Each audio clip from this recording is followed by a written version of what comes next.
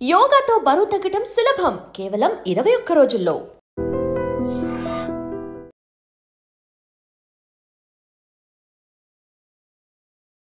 Welcome to iDream media. So జనరల్గా auto immune diseases ఇవి చాలా మందిని ఇబ్బంది పెడుతూ ఉంటాయి, వస్తే తగ్గవని చెప్తూ ఉంటారు. అసలు ఎందుకు ఆటో ఇమ్యూన్ డిసీజెస్ అనేవి ఎందుకు వస్తాయి, రాకుండా జాగ్రత్తలు ఏం తీసుకోవాలి, అసలు ఎలాంటి డిసీజుల్ని మనం ఆటో ఇమ్యూన్ డిసీజెస్ అని అంటాము, వీటికి ఉన్న ట్రీట్మెంట్ ఏంటి? సో పూర్తి వివరాలు తెలుసుకుందాం. మనతో పాటు ప్రముఖ immunologist and rheumatologist doctor Tejaswini Ramaneni గారు ఉన్నారు. డాక్టర్ గారు నమస్తే అండి. నమస్తే అండి. డాక్టర్ గారు, జనరల్గానే జ్వరము ఇలాంటివి ఏదైనా వస్తే సో వాటికి పర్టికులర్గా ఇందువల్ల వచ్చింది, రూట్ కాజ్ ఇది, ఇలా తెలుసుకున్న ట్రీట్మెంట్స్ అనేవి ఉంటాయి.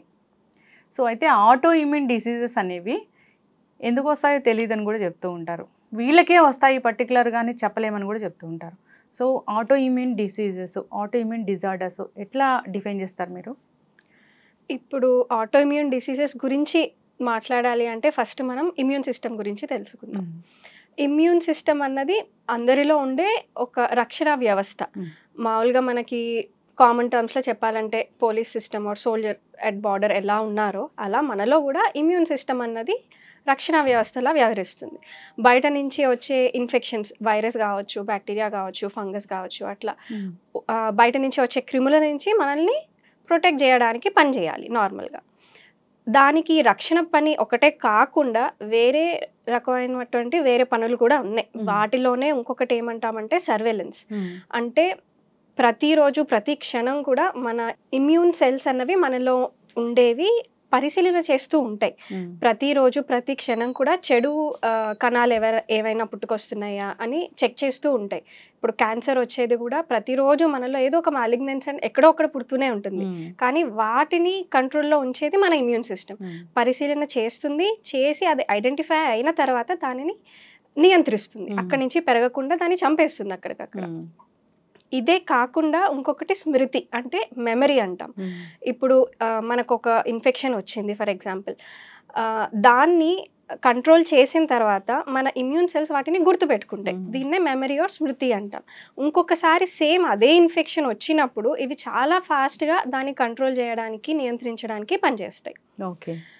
ఇటువంటి ఇన్ని పనితీరులు ఉన్న ఇమ్యూన్ సిస్టమ్ ఏదో ఒక పని కరెక్ట్గా చేయకపోతే, నియంత్రణలో ప్రాబ్లం అయినా, ఐడెంటిఫికేషన్లో ప్రాబ్లం అయినా, ఎక్కడో అక్కడ అది చేసే పనిలో కరెక్ట్గా ఉండకపోవడం వల్ల ఆటో ఇమ్యూన్ డిసీజెస్ అన్నీ వస్తాయి.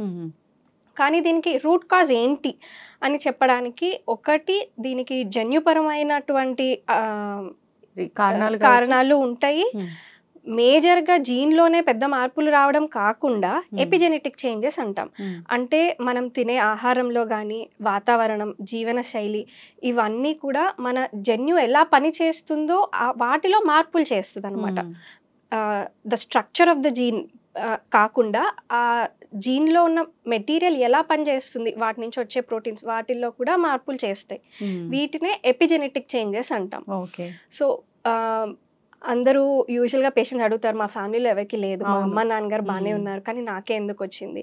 సో ఆ తత్వం ఉండి ఉండొచ్చు పేరెంట్స్లో, కానీ వాళ్ళలో బయటపడాల. మీలో వచ్చిన ఎపిజెనెటిక్ చేంజెస్ వల్ల, ఆ జన్యు పనిచేసే తీరులో ఉన్న మార్పిడి వల్ల మీకు బయటపడింది. తినే ఆహారాలు కూడా ఆ జీన్ని, అది పనిచేసే తీరుని మారుస్తాయా?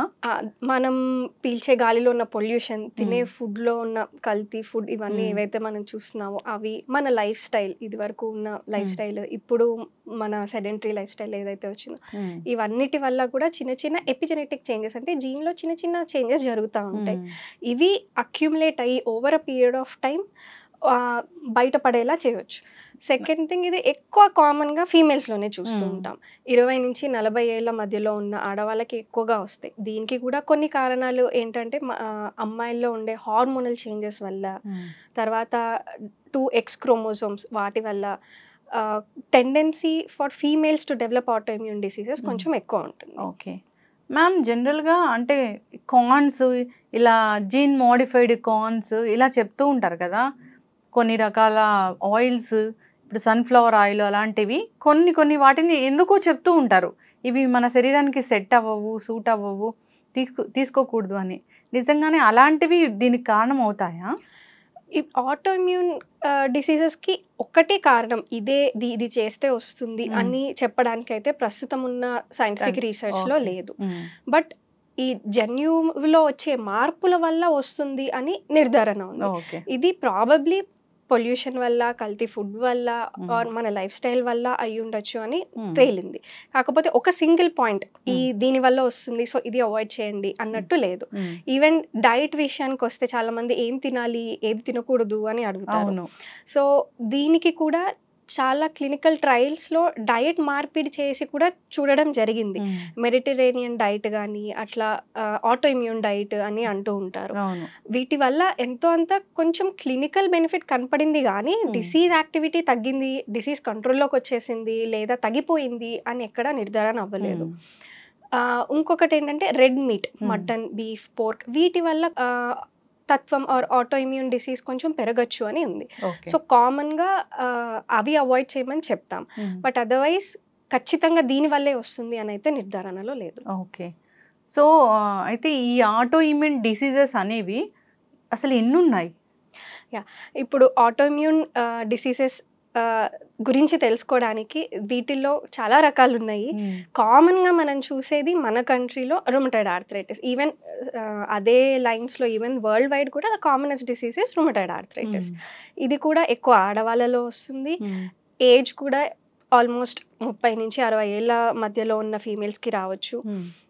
దీంట్లో ఏం చూస్తామంటే చిన్న జాయింట్స్ ఏవైతే చేతి వేళ్ళ అండ్ కాళ్ళ వేళ్ళకి వచ్చిన చిన్న చిన్న జాయింట్స్లో మనం పెయిన్ కానీ నొప్పితో పాటు వాపు కానీ పొద్దున్నే లేవగానే బిగిసిపోయినట్టు ఉండడం కానీ ఇవన్నీ కంప్లైంట్స్ కొన్ని రోజులు ఉన్నాయి అంటే పర్వాలేదు, కానీ 4 వారాల మించి ఉంటున్నాయి అంటే it is definitely red flag. మీరు రుమటాయిడ్ ఆర్థరైటిస్ ప్రీ సిమ్టమ్స్ ఉంటాయా? ప్రీ సిమ్టమ్స్ అంటే కాన్స్టిట్యూషనల్ సిమ్టమ్స్ కొంతమందిలో ఉండొచ్చు. అంటే ఫెటిగ్, అలసిపోయినట్టు ఉండడం, సాయంత్రం అయ్యేప్పటికీ నీరసంగా ఉండడం, కొంచెం ఆకలి తగ్గినట్టు, జ్వరం వచ్చినట్టు బట్ రికార్డ్ చేస్తే ఏమి ఉండకపోవడం, అట్లా కాన్స్టిట్యూషనల్ సిమ్టమ్స్ కొంతమందికి ఉండొచ్చు. అందరికీ ఉంటాయని కాదు. బట్ కామన్గా అయితే చూసేది చిన్న వేళ్ళల్లో నొప్పులు, వాపులు, పట్టేసినట్టు ఉండడం.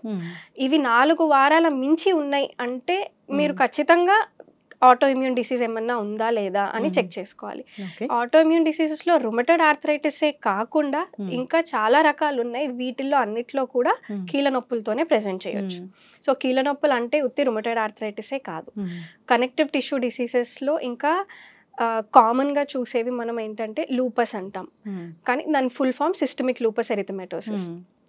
ఇవి కూడా చాలా మంది ఆడవాళ్ళలోనే చూస్తూ ఉంటాము.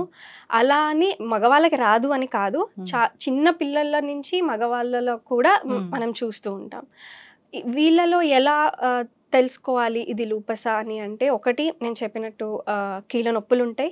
అదే కాకుండా నోట్లో పుండ్లు, చర్మం మీద మచ్చలు, ఏదైతే మనం కామన్ టర్మ్స్లో బటర్ఫ్లై ర్యాష్ అంటామో, ఎండలోకి వెళ్ళినప్పుడు చీక్స్ మీద, నోస్ మీద ఎర్రగా కందినట్టు ఉండడం, లేదా సన్ ఎక్స్పోజ్డ్ ఏరియాస్లో చేతుల మీద, మెడ మీద, వెనకాల భాగంలో దద్దుర్లరా రావడం, అవి నల్లగా మానిపోయి అట్లానే ఉండడం. ఇవే కాకుండా బయటకి కనిపించేవి ఇవి, బట్ అలా అని ఉత్తి బయట కనపడే కాదు, లోపల ఆర్గాన్స్ని కూడా ఎఫెక్ట్ చేస్తుంది. అంటే మన ఊపిరితిత్తులు, దగ్గు రావడం, నడిస్తే ఆయాసం రావడం, మూత్రపిండాలు ఎఫెక్ట్ అయితే మూత్రంలో ప్రోటీన్ పోవడం, అంటే మూత్రం నురుగులా రావడం అయ్యి చూస్తూ ఉంటాము. పోను ట్రీట్మెంట్ తీసుకోకపోతే కిడ్నీ ఫంక్షనింగ్ తగ్గిపోవచ్చు. ఇవే కాకుండా రక్తనాళాలని కూడా ఎఫెక్ట్ చేయొచ్చు. అది మనకి మళ్ళీ చర్మం మీద దద్దుర్లా కానీ, లేదంటే తొందరగా గుండెపోటు రావడం, ఇవన్నీ కారణాలు ఉంటాయి. ఇదే కాకుండా కంటి మీద కూడా ఎఫెక్ట్ కనిపిస్తూ ఉంటుంది. కొంతమందికి ఎర్రగా, నొప్పితో పాటు కొన్ని రోజులు ఉండి తగ్గిపోతూ ఉండొచ్చు. ఇవన్నీ కూడా చిన్న చిన్న సైన్స్ ఆటోఇమ్యూన్ డిసీజెస్ ఉన్నాయేమో అని ఆలోచించాలి. ఈ చెప్పిన నేను సిమ్టమ్స్ అన్నీ కూడా ఫీవర్లోనో వేరే కామన్ ఇల్నెసెస్లో భాగంగా ఉంటాయి. సో అది అనుకుని వదిలేస్తారు. అక్కడే మనకి డయాగ్నోసిస్లో చాలా డిలే జరుగుతుంది. రుమటాలజిస్ట్ని కన్సల్ట్ చేసే లోపే ఆటోఇమ్యూన్ డిసీజ్ వల్ల అయ్యే డ్యామేజ్ ఆల్రెడీ సెట్ ఇన్ అయిపోతుంది. మయోసైటిస్ కూడా ఆటోఇమ్యూన్ డిసీజెస్లో ఒక భాగమే. రుమటాయిడ్ ఆర్థరైటిస్, లూపస్ కొంచెం ఎక్కువ కామన్వి. అంతకన్నా కొంచెం తక్కువగా చూసేవి మనం స్పాండైలో ఆర్థరైటిస్ అంటాం. ఇవి ఎక్కువగా మగవాళ్ళలో చూస్తూ ఉంటాం. 45 ఏళ్ల లోపు ఉన్న మగవాళ్ళకి వెన్ను నొప్పి, పొద్దున లేవంగానే పట్టేసినట్టు ఉండడం, వంగలేకపోవడం, అలాగా క్రమేణా వెళ్తా ఉంటే మెడ అటు ఇటు తిప్పలేకపోవడం, వంగలేకపోవడం, ఇవన్నీ చూస్తూ ఉంటాం. ఇంకొకటి మయోసైటిస్, ఇది కండరాలని ఎఫెక్ట్ చేస్తూ ఉంటుంది.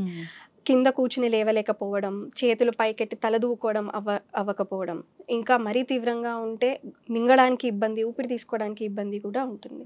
వీటిల్లో కూడా ర్యాష్ రావచ్చు. నేను చెప్పినట్టు మొహం మీద ర్యాష్ కానీ, చేతుల మీద ర్యాష్ కానీ, ర్యాష్ అదే కాకుండా ఊపిరితిత్తులు కూడా ఎఫెక్ట్ అవ్వచ్చు. మయోసైటిస్లో మజిల్సే కాకుండా చాలా ఫాస్ట్గా ఊపిరితిత్తులు కూడా ఎఫెక్ట్ అవుతాయి. సో డిసీజ్ ఏంటి, దాంట్లో ఇంటర్నల్ ఆర్గాన్ డ్యామేజ్ ఎంత జరిగింది చూసుకుని దాన్ని బట్టి ట్రీట్మెంట్ ఇవ్వడం జరుగుతుంది. సోరియాసిస్ కూడా ఈ ఆటో ఇమ్యూన్ డిసీజ్ దాంట్లోకి వస్తుందా? సోరియాసిస్ కూడా ఆటో ఇమ్యూన్ ఇటియాలజీయే, అంటే దానివల్లే వస్తుంది. దీంట్లో కొంతమందికి జాయింట్స్ కూడా ఎఫెక్ట్ అవుతాయి. దాన్నే మనం సోరియాటిక్ ఆర్థరైటిస్ అంటాం. సోరియాటిక్ ఆర్థరైటిస్ కూడా one of the disease among spondyloarthritis. నేను ఏదైతే ఇందాక స్పాండైలో ఆర్థరైటిస్ అన్నానో దాంట్లో ఒక 4 రకాలు ఉంటాయి. ఒకటి సోరియాటిక్ ఆర్థరైటిస్, ఒకటి యాంకైలోజింగ్ స్పాండిలైటిస్ ఏదైతే మగవాళ్ళల్లో వెన్ను నొప్పితో వస్తుంది అన్నాను. మూడోది ఐబిడి అసోసియేటెడ్ ఆర్థరైటిస్. ఈ కాలంలో చాలా మందికి కడుపు నొప్పి, మోషన్స్లో రక్తం రావడం చూస్తుంటాం. వీటిని Crohn's disease or ulcerative colitis అంటారు. అది గట్కి సంబంధించిందే కాకుండా దానివల్ల కూడా కీలవాతం వస్తుంది, అంటే జాయింట్ పెయిన్, స్వెల్లింగ్ ఇవన్నీ చూస్తూ ఉంటాం. దాన్ని ఐబిడి అసోసియేటెడ్ ఆర్థరైటిస్ అంటాం. తర్వాత చిన్న చిన్న infections, urine infection, gut infection తర్వాత కూడా కీలవాతం రావచ్చు. దాన్ని రియాక్టివ్ ఆర్థరైటిస్ అంటాం. ఈ 4 స్పాండైలో ఆర్థరైటిస్లో భాగమే. మ్యామ్, ఇప్పుడు చెప్పిన ఈ ఆటో ఇమ్యూన్ డిసీజెస్ అనేవి జనరల్గా వస్తే కనుక సో దానికి జీవితాంతం మందులు వాడాల్సిందే అనేది ఉంటుంది. పూర్తిగా దీన్ని తగ్గించలేమా? దీనికి ఆన్సర్ ఏంటంటే మనం ఏ స్టేజ్లో డయాగ్నోస్ చేస్తున్నాం, స్టేజ్ అనే కాదు, ఎంత అర్లీగా డయాగ్నోస్ చేస్తే, ట్రీట్మెంట్ ఎంత తొందరగా ఇనిషియేట్ చేస్తే డ్రగ్ ఫ్రీ రెమిషన్, అంటే మందులు మానేసినా కూడా డిసీజ్ కంట్రోల్లో ఉండే అవకాశం ఎక్కువ. So early diagnosis, prompt treatment ఉంటే మీరు అడిగినది మనం కంప్లీట్గా డ్రగ్స్ లేకుండా కూడా పేషెంట్ బాగానే ఉన్నారు అన్న స్థాయికి తీసుకెళ్ళొచ్చు. కానీ ఎక్కడైతే డిసీజ్ ఆల్రెడీ సెట్ ఇన్ అయిపోయింది, ఇర్రివర్సిబుల్ డ్యామేజ్ కాజ్ చేసింది, అంటే కీళ్ళు వంకర్లు అయిపోవడం ఆల్రెడీ, లేదా ఊపిరితిత్తుల్లో డ్యామేజ్ జరగడం, కిడ్నీలో డ్యామేజ్ జరగడం ఆల్రెడీ జరిగిపోయి ఉంటే అది మళ్ళీ నార్మల్కి తీసుకొచ్చే స్టేట్ ఉండదు. వీళ్ళల్లో కొంచెం లాంగ్ టర్మ్ ట్రీట్మెంటే వాడాల్సిన అవసరం ఉంటుంది. ఈ రుమటైడ్ ఆర్థరైటిస్ వచ్చిందంటే వాళ్ళు అసలు నడవలేకపోతున్నాము, నడవలేరు, ఇలా పాక్కుంటూ అలాగనే వెళ్తూ ఉంటారు. రోజువారీ పనులు, బాత్రూమ్కి వెళ్ళడం, బ్రష్ చేసుకోవడం ఆడవాళ్ళకి ఎంత ముఖ్యం. ప్రతి రోజు చేసే పనులు చేసుకోలేకపోతే చాలా కష్టం. సో ఇలాంటి పేషెంట్స్ వస్తారు. బట్ కరెక్ట్గా ట్రీట్మెంట్ తీసుకున్న వాళ్ళు చాలా రిలీఫ్ గమనిస్తారు. వాళ్ళ రోజు పనులన్నీ నార్మల్గా చేసుకుంటారు. పనులే కాదు, even their emotional well being, family support, and వాళ్ళు ఇంట్లో పనులు కాకుండా బయట పనులు కూడా చేసుకోగలిగితే that will give them a lot of confidence. So మనం ఇప్పుడు October 12th world arthritis day ఏదైతే సెలబ్రేట్ చేసుకుంటున్నామో, ఈ year theme achieve your dreams. So మనం జస్ట్ పేషెంట్కి ఉన్న జబ్బు ఐడెంటిఫై చేసి ట్రీట్మెంట్ దగ్గరే ఆగిపోవడం కాదు, వాళ్ళకి హోల్సమ్ డెవలప్మెంట్, అంటే ఎమోషనల్ సపోర్ట్, డాక్టర్ ఇచ్చే సపోర్ట్, ఫ్యామిలీ ఫ్రెండ్స్ ఇచ్చే ఎమోషనల్ సపోర్ట్తో they should be able to achieve their dreams. ట్రీట్మెంటే కాకుండా wholesome. So autoimmune disease is not a limit. నీకు ఒక డయాగ్నోస్ వచ్చింది అంటే ఇంకా అక్కడితో ఆగిపోవడం కాదు, you can achieve your dreams with all the support అని దీని ఉద్దేశం అనమాట. ఇప్పుడు రుమటైడ్ ఆర్థరైటిస్ కొంచెం లేట్గానే తెలుసుకున్నారు అన్నప్పుడు జనరల్గా కూడా మనకి ఏదైనా నొప్పులు వస్తున్నాయంటే ఒక ట్యాబ్లెట్ వేసుకుంటాము, రోజు వేసుకుంటాము, నెలపాటు కూడా వేసుకుంటాము అన్నప్పుడు ఆ రుమటైడ్ ఆర్థరైటిస్ లోపల ఆర్గాన్స్ కూడా డ్యామేజ్ చేస్తుందా? దీంట్లో కొన్ని రిస్క్ ఫ్యాక్టర్స్ ఉంటాయి. ఏవైతే మనం లోపల ఇంటర్నల్ ఆర్గాన్ ఎఫెక్ట్ వీళ్ళకి రావచ్చా అని ప్రెడిక్ట్ చేయడానికి. బట్ ఫస్ట్ టైం మన దగ్గరికి ఒక పేషెంట్ వచ్చారు రుమటాయిడ్ ఆర్థరైటిస్తో అంటే ఇవన్నీ ఖచ్చితంగా చెక్ చేసుకుంటాం. కొన్ని యాంటీబాడీ టెస్ట్ చేస్తాం. IgMRF, యాంటీ-CCP అని కొన్ని యాంటీబాడీస్ చెక్ చేస్తాం. దీంట్లో యాంటీ-CCP పాజిటివ్ ఉన్న వాళ్ళకి ఊపిరితిత్తులు ఎఫెక్ట్ అయ్యే ఛాన్స్ రిస్క్ కొంచెం ఎక్కువ ఉంటుంది. సో ఖచ్చితంగా వాళ్ళకి దగ్గు కానీ ఆయాసం కానీ ఏమైనా ఉన్నాయా లేదా అడుగుతాము, చెక్ చేసి చూస్తాము. అయినా ఏమైనా డౌట్ ఉంది అంటే ఎక్స్రే చూస్తాము. ఎక్స్రేలో కూడా డౌట్గా ఉంది, ఏమైనా ఊపిరితిత్తులు ఎఫెక్ట్ అవ్వచ్చు అంటే అప్పుడు CT స్కాన్ కానీ పల్మరీ ఫంక్షన్ టెస్ట్ ఇట్లా చేస్తూ ఉంటాం. వాటిల్లో కనుక మనకు నిర్ధారణ అయ్యింది అంటే కనుక ట్రీట్మెంట్ కొంచెం వేరే విధంగా ఉంటుంది. ఉత్తి జాయింట్స్ ఇన్వాల్వ్ అయినాయి అంటే కొన్ని మందులు ఇస్తాం. అదే ఇంటర్నల్ ఆర్గన్స్ ఎఫెక్ట్ అయినాయి అంటే మందులు కొంచెం మార్చి ఇవ్వాల్సి వస్తుంది. అండ్ లాంగ్ టర్మ్ ఫాలోఅప్ వీళ్ళకి అవసరం. ఎందుకు అంటే ఒకటి డిసీజ్ కంట్రోల్లోకి వచ్చిందా లేదా, మనం ఇచ్చిన మందులతో వాళ్ళకి బెనిఫిట్ వస్తుందా లేదా, రెండోది మనం ఇచ్చిన మందుల వల్ల సైడ్ ఎఫెక్ట్స్ ఏమైనా వస్తున్నాయా లేదా, ఇవి కూడా చెక్ చేసుకుంటూ ఉండాలి. అందుకే ప్రతి ఆటోఇమ్యూన్ పేషెంట్కి డాక్టర్కి లైఫ్ టైం పార్ట్నర్షిప్ అంటాం. So they have to follow up ఈ రెండు చెక్ చేసుకుంటూ ఉండడానికి. ఎస్, చక్కగా చెప్పారు మ్యామ్. ఇప్పుడు ఏదైనా కానీ ఇప్పుడు మీరు చెప్పిన ఈ డిసీజెస్లో ఏ డిసీజ్ అయినా వచ్చింది అన్నప్పుడు సో డాక్టర్ దగ్గరికి వెళ్ళారు, ట్రీట్మెంట్ తీసుకుంటున్నారు అంటే తర్వాత వాళ్ళు నార్మల్ లైఫ్ లీడ్ చేయొచ్చా? మ్యారేజ్ అవ్వని వాళ్ళు మ్యారేజ్ చేసుకోవచ్చా? పిల్లలు ప్లాన్ చేసుకోవచ్చా? ఇట్లాగా కరెక్ట్ క్వశ్చన్ అడిగారండి. సో ఇది ఏంటంటే కొన్ని మందులు ప్రెగ్నెన్సీకి కాంప్లైంట్ ఉంటాయి, కొన్ని మందుల మీద ప్రెగ్నెంట్ అవ్వకూడదు. అది ఎలా నిర్ధారిస్తామంటే ఇప్పుడు ఫర్ ఎగ్జాంపుల్ లూపస్ పేషెంటే తీసుకోండి. ఇది ఎక్కువగా రిప్రొడక్టివ్ ఏజ్ ఫీమేల్స్కే వస్తుంది. ఎవరైతే పెళ్లి చేసుకోబోతున్నారో చేసుకున్నారో ప్రెగ్నెన్సీ ప్లాన్ చేసుకుంటున్నారో వాళ్ళకి డిసీజ్ కంట్రోల్కి వచ్చిన తర్వాత ప్రెగ్నెంట్ అయితేనే వాళ్ళకి ఒక సక్సెస్ఫుల్ ప్రెగ్నెన్సీ వచ్చే అవకాశం పెరుగుతుంది. అలాగని మదర్ హెల్త్ కూడా మళ్ళీ డిసీజ్ అన్నది యాక్టివ్ అవ్వకుండా ఫ్లేర్ అవ్వకుండా ఉంటుంది. ఓకే, అలా కాకుండా డిసీజ్ కంట్రోల్లో లేనప్పుడు ప్రెగ్నెంట్ అయితే ఎక్కువ శాతం అబార్షన్స్ అయ్యే అవకాశం కానీ లేదా పేషెంట్కి ఉన్న లూపస్ యాక్టివిటీ పెరిగి లోపల అవయవాలు దెబ్బతినడం కానీ జరుగుతుంది. సో వాళ్ళు పెళ్ళి అయిన తర్వాత మేము ఇట్లా కన్సీవ్ చేసుకోవాలి అని మాకు వచ్చి చెప్తారు. సో దాన్ని బట్టి ఆవిడ డిసీజ్ కంట్రోల్లో ఉందా, మినిమం లాస్ట్ 6 months డిసీజ్ కంట్రోల్లో ఉండాలి అన్నది చూసుకుంటాం. అండ్ ఓకే కంట్రోల్లోనే ఉంది, వాళ్ళు they can carry forward with pregnancy అనుకున్నప్పుడు మందులు మార్చాల్సిన అవసరం రావచ్చు. కొన్ని మందులు they are not compliant with medication, పిల్లలకి ప్రమాదం కలిగించే మందులు కొన్ని ఉంటాయి. వాటి నుంచి మార్చి ఏవైతే ప్రెగ్నెంట్ కాంప్లైంట్ డ్రగ్స్ ఉంటాయో అవి పెట్టి ఒక 3 months తర్వాత దే కెన్ గో అహెడ్ అన్నది చెప్తూ ఉంటాం. ప్రెగ్నెంట్ అయిన తర్వాత కూడా మానిటరింగ్ అవసరం. సో లోపల బిడ్డ బాగానే పెరుగుతుందా లేదా, మదర్ హెల్త్ బాగానే ఉందా, మళ్ళీ ఏమీ ఫ్లేర్ రావట్లేదా, ఇవన్నీ చెక్ చేసుకుంటూ ఉంటాం. ఓకే, చక్కగా చెప్పారు మ్యామ్. అయితే ఎవరికైనా రూమటాయిడ్ ఆర్థరైటిస్ ఉంటే వాళ్ళు ప్రెగ్నెంట్ అవుతే బేబీ కూడా వచ్చే అవకాశం ఉంటుందా? బేబీకి ఖచ్చితంగా వస్తుందని అయితే 100% చెప్పలేము. బట్ ఎవరైతే compare to another baby whose mother does not have rheumatoid arthritis వీళ్ళకి ఆ రిస్క్ అన్నది కొంచెం ఎక్కువ ఉంటుంది. కాకపోతే 100% వస్తుంది అన్నదైతే ఉండదు. ఎస్. సో ఇప్పుడు ఈ లైఫ్ స్టైల్ డిజార్డర్స్ ఇలాంటివి లేదా ఆటోఇమ్యూన్ డిసీజెస్ వస్తాయి అనేది జనరల్గా క్యాన్సర్ ఇలాంటి వాటికి కూడా ముందే వస్తుందా లేదా తెలుసుకోవచ్చు అనే ఒక టెస్ట్లు ఉన్నాయి అంటున్నారు. దీనికి కూడా అట్లనే ఇప్పుడు ఎవరికైనా వస్తుందా లేదా అనేది తెలుసుకోవాలని ఉంటుంది. సో అట్లా ఏమైనా తెలుసుకొని ప్రివెంట్ చేసుకునే అవకాశం ఉంటుందా? ప్రివెంట్ చేయగలము అయితే ఖచ్చితంగా చెప్పలేము, బట్ తెలుసుకోవచ్చు. ఫర్ ఎగ్జాంపుల్ ఫ్యామిలీలో ఎవరికైనా ఆటోఇమ్యూన్ డిసీజ్ ఉంది, సిబ్లింగ్స్కి ఉంది ఆర్ పేరెంట్స్కి ఉంది అన్నప్పుడు మనం బ్లడ్లో యాంటీబాడీ లెవెల్స్ చెక్ చేసుకోవచ్చు.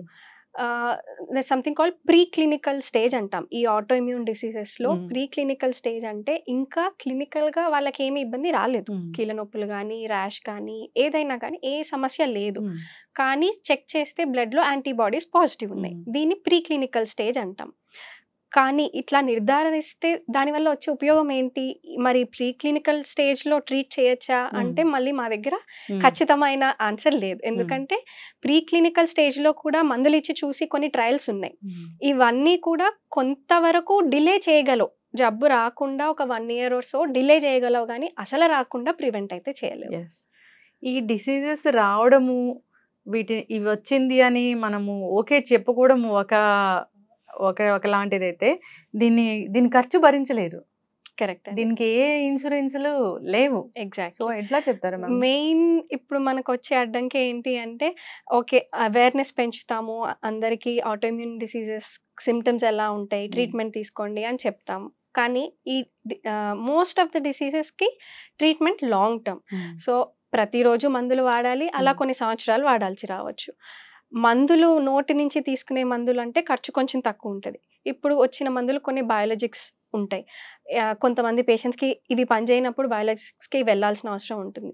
వాటి ఖర్చు మరి కొన్ని వేలల్లో, కొన్ని అయితే లక్షల్లో కూడా వెళ్తాయి. అందరూ పెట్టుకోలేరు.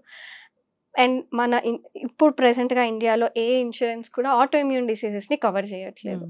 అందుకే రుమటాలజిస్ట్ కూడా Hyderabad rheumatology association, Indian rheumatology association నుంచి కూడా రిప్రజెంట్ చేసి గవర్నమెంట్‌కి వి హావ్ గివెన్ దట్ ఈ డిసీజెస్ ఎంతో important. There very rising trend చూస్తున్నాం ఇప్పుడు ఆటోఇమ్యూన్ డిసీజెస్లో.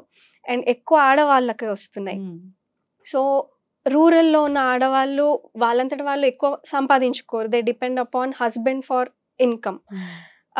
అట్లాంటి వాళ్ళు కొంతవరకు ట్రీట్మెంట్ తీసుకుని మందులు వాడతారు. బట్ ఫైనాన్షియల్ స్ట్రెయిన్ పడేప్పటికీ మధ్యలోనే మందులు మానేస్తారు. అండ్ వాళ్ళ దగ్గరలో ఉన్న చెట్ల మందులు తీసుకోవడం, ఆయుర్వేదిక్ మందులు తీసుకోవడం అది చేస్తారు. కానీ వాటి వల్ల డిసీజ్ కంట్రోల్ అవుతుందో లేదో, దానివల్ల ఇంకేం సైడ్ ఎఫెక్ట్స్ వస్తున్నాయో, ఇర్రివర్సిబుల్ డ్యామేజ్ అయిపోయినాక మళ్ళీ మన దగ్గరికి వచ్చినా మనం పెద్దగా చేసేది ఉండకపోవచ్చు. ఖచ్చితంగా ఆలోచించాలని కోరుకుందాము. సో ఏదైనా టెస్ట్ ఉంటుందా, ఇది వస్తుందో రాదో తెలుసుకోవాలి అంటే ఉంటుంది. కాకపోతే దాన్ని ఎట్లా మళ్ళీ రాకుండా ఆపగలము అనేది లేదు. సో జనరల్గా హెల్దీ లైఫ్ స్టైల్ మనం మెయింటైన్ చేయాలి. సో ఇలాంటివి ఏదైనా వస్తే అడ్వాన్స్ ట్రీట్మెంట్సే ఉన్నాయి. సో తగ్గించుకోవచ్చు. ఆహార నియమాలు అయితే ఖచ్చితంగా పాటించాలి. శారీరక వ్యాయామం గురించి ఏం చెప్తారు? Final question. మీరు హెల్దీగా ఉండాలి, మీరు వాకింగ్ చేయండి లేదా జిమ్కి వెళ్ళండి ఇట్లా అంటే ఏం చెప్తారు మ్యామ్? జిమ్కి వెళ్ళండి, స్ట్రెంత్ ట్రైనింగ్ చేయండి అలా అని చెప్పను. ఎందుకంటే ఇప్పుడు ఆటోఇమ్యూన్ పేషెంట్స్ అందరికీ కూడా చాలా మట్టుకు పెయిన్స్ ఉంటాయి. రోజువారీ చేసే కార్యక్రమాలే చేసుకోలేరు. అట్లాంటి వాళ్ళని వెళ్ళి జిమ్ చేయమంటే కష్టం. సో వాళ్ళ అందుబాటులో వాళ్ళు చేసుకునేగలవి చేసుకోవాలి. మోస్ట్ ఆఫ్ ద పేషెంట్స్కి మేము ట్రీట్మెంట్తో పాటు ఫిజియోథెరపీ కూడా చెప్తాం. అంటే ప్రతిరోజు మీరు ఫిజియోథెరపిస్ట్ దగ్గరికి వెళ్ళి అక్కడ ఎక్సర్సైజ్ చేసుకోవడం వాళ్ళకి కూడా కష్టమే పేషెంట్స్కి. సో ఫస్ట్ ఒక 1 వీక్ 10 డేస్ వాళ్ళ దగ్గర నేర్చుకుని ఎలా చేయాలి అన్నది సేమ్ అలాగే మీరు ఇంట్లో చేసుకోండి.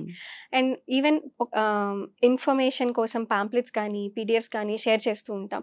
ఇంత టైం ఈ ఎక్సర్సైజెస్ ఇవి చేసుకోవాలి. డిసీజ్ బట్టి ఉంటాయి. ఇప్పుడు రుమటాయిడ్ ఆర్థరైటిస్ అంటే చిన్న చిన్న జాయింట్స్ని ఎఫెక్ట్ చేస్తుంది. సో చేతులు ఎక్సర్సైజెస్, కాళ్ళు ఎక్సర్సైజెస్ అయ్యి ముఖ్యం. అదే స్పాండైల్ ఆర్థరైటిస్ అనుకోండి, వెన్నుపూస, మెడాకి సంబంధించిన ఎక్సర్సైజెస్ చేసుకోవాలి. సో పేషెంట్కి ఉన్న కండిషన్ బట్టి ఎక్సర్సైజెస్ సజెస్ట్ చేయడం జరుగుతుంది. ఓకే. హెల్దీ హ్యూమన్ ఇలాంటి వాటి బారిన పడకుండా ఉండాలంటే జనరల్గా కూడా శారీరక వ్యాయామం చాలా అవసరం అని చెప్తూ ఉంటారు. వాకింగ్ లేదా ఖచ్చితంగా ఇది చెయ్యాలి అనేది ఏమైనా ఉంటుందా? నార్మల్ ఇండివిజువల్ ఎటువంటి ఆరోగ్య సమస్య లేని వాళ్ళు అయితే weekly at least 3 to 4 days and ప్రతిరోజు అట్లీస్ట్ 30 minutes వ్యాయామం చేయాలి అని అమెరికన్ హార్ట్ అసోసియేషన్ చెప్పింది. సో దాంట్లో మీ ఏజ్ బట్టి, మీకున్న ప్రాబ్లమ్స్ బట్టి ఎంత చేయగలుగుతున్నారో అన్నది చూసుకుని చేయాలి. బట్ చేయడం అయితే ముఖ్యం. కనీసం 3 నుంచి 4 రోజులు ఒక వారంలో, అండ్ చేసే 3-4 రోజులు కనీసం 30 నిమిషాలు ఇవైతే చేసుకోవాలి. చక్కటి ఇన్ఫర్మేషన్ మ్యామ్. జనరల్గా కూడా ఆటో ఇమ్యూన్ డిసీజెస్ అనగానే అందరు భయపడిపోతూ ఉంటారు. సో ఇమ్యూనిటీ తగ్గిపోతుంది అని దాని గురించి కూడా ఎక్కువ ఆలోచిస్తూ ఉంటారు. ఇవన్నీ కూడా జనరల్గా మన ఆహారపు అలవాట్లు లేదా ఏదైనా మన పాత తరంలో ఉన్న వాళ్ళకి ఇలాంటి వాటి వల్ల వచ్చే సమస్యలే. స్ట్రెస్ కూడా తగ్గించుకోవాలి. మీరు చెప్పినట్లుగా ఇమ్యూనిటీ తగ్గిపోతుంది అంటే స్ట్రెస్ ఒక ప్రధాన కారణంగా కూడా చెప్తూ ఉంటారు. ఆటో ఇమ్యూన్ డిసీజెస్ చాలానే ఉన్నాయి, వాటికి ట్రీట్మెంట్స్ ఉన్నాయి, భయపడాల్సిన పని లేదు. సో ఫాలో అవ్వాలని కోరుకుందాం. సరైన టైంలో ట్రీట్మెంట్ తీసుకుంటే కనుక ఇబ్బంది అనేది ఉండదు. చక్కటి ఇన్ఫర్మేషన్ అండి. ధన్యవాదాలు. Thank you. And don't forget to subscribe to iDream. And for more videos, please subscribe to iDream. Please subscribe to iDream. Please subscribe iDream. And please subscribe to iDream. For more videos, subscribe to iDream. please like, share and subscribe to the channel. Congratulations, iDream. Subscribe to iDream. Subscribe to iDream. So subscribe to iDream Media. iDream ki iDream team andarki huge congratulations. Please subscribe iDream Media. Please subscribe to iDream. Subscribe iDream. Please subscribe to iDream. iDream అంటే నా కళల channel subscribe చేసుకున్న నోరు తిరుగుతలేదు మీరైతే గంట గుర్తు కొట్టండి. For more such videos, please subscribe to iDream. Subscribe to iDream. Please subscribe to iDream. Please subscribe iDream Media. Please do subscribe to iDream. Please subscribe to iDream Media. For best entertainment and information, please subscribe iDream.